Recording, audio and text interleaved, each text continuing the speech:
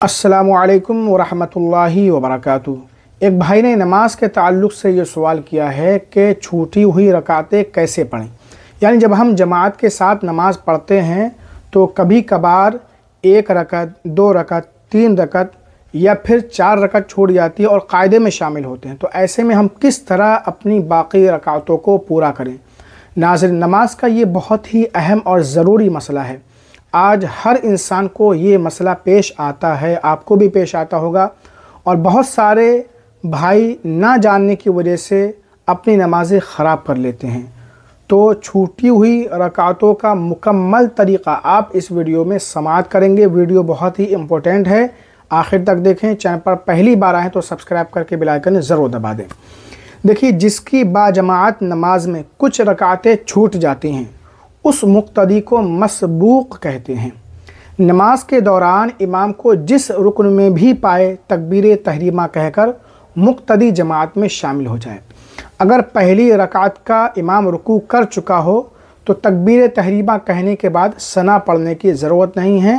अल्लाहु अकबर कहकर डायरेक्ट वो इमाम के साथ सजदे में चला जाए। किसी की सिर्फ़ एक रकात छूट गई तो जब इमाम साहब दोनों तरफ सलाम फेर दें उसके बाद मसबूक सलाम ना फेरे बल्कि अपनी छूटी हुई रकात अदा करने के लिए खड़ा हो जाए और सना, ताउज़ यानी अऊज़ु बिल्लाह और तस्मिया यानी बिस्मिल्लाह पढ़े। फिर सूरह फातिहा पढ़ने के बाद कोई सूरत वग़ैरह मिलाए, फिर आखिर में कायदा करके सलाम फेर दे। अगर दो रकातें छूट गईं तो जब इमाम साहब दोनों तरफ सलाम फेर दें उसके बाद मसबूक सलाम ना फेरे बल्कि अपनी छूटी हुई रकातें अदा करने के लिए वो खड़ा हो जाए और पहली रकात में सना, आऊज़ु बिल्लाह और बिस्मिल्लाह पढ़े। फिर सूरह फातिहा पढ़ने के बाद कोई सूरत वग़ैरह मिलाए। फिर दूसरी रकात अदा करे और इसमें भी बिस्मिल्लाह पढ़कर सूरह फातिहा पढ़े और कोई सूरत मिलाए। फिर आखिर में कायदा करके सलाम फेर दें। अगर दो रकत छूटी हैं और चार रकत वाली नमाज है, यानी चार रकत वाली नमाज में दो रकत छूटी हैं, तो इमाम के सलाम फेरने के बाद दोनों रकत अदा करके आखिर में कायदा करे। दरमियान की रकत में कायदा नहीं करना है।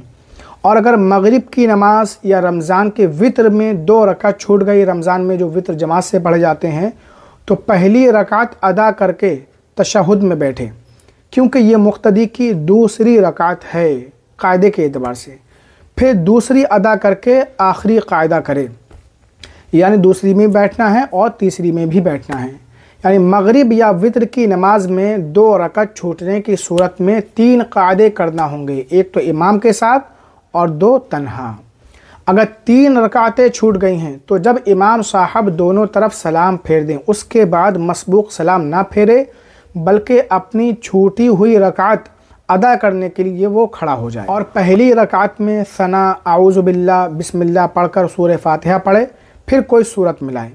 एक रकात अदा करने के बाद कायदा करे और उसमें तशहुद यानी अत्तहियात मुकम्मल पढ़े, क्योंकि ये मुक्तदी की दूसरी रकात है कायदे के एतबार से। तहियात पढ़ने के बाद खड़ा हो जाए और फिर सूरह फातिहा पढ़ने के बाद कोई सूरत वग़ैरह मिलाए। फिर दूसरी रकात अदा करे और इसमें भी बिस्मिल्लाह पढ़कर सूरह फातिहा पढ़े और कोई दूसरी सूरत मिलाए। और फिर तीसरी रकात अदा करे और इसमें बिस्मिल्लाह पढ़कर सिर्फ़ सूरह फातिहा पढ़े, कोई सूरत वग़ैरह ना मिलाए। फिर आखिरी यानी चौथी रकात में कायदा करे और सलाम फेर दे। खुलासा ये निकला कि चार रकात वाली फ़र्ज़ नमाज में दो रकात रह गईं तो इमाम के बाद दोनों रकात अदा करके आखिर में कायदा करे। अलबत्ता मगरिब की नमाज में अगर दो रकात रह गई हों तो एक रकत के बाद कायदा करना होगा, क्योंकि मसबूक की ये दूसरी रकत होगी, और तीसरी रकत के बाद भी कायदा करना होगा। और चार रकत वाली फ़र्ज़ नमाज में तीन रकातें रह जाने की सूरत में एक रकात अदा करने के बाद कायदा करना होगा, क्योंकि ये मसबूक की दूसरी रकात है जिसका कायदा वाजिब है।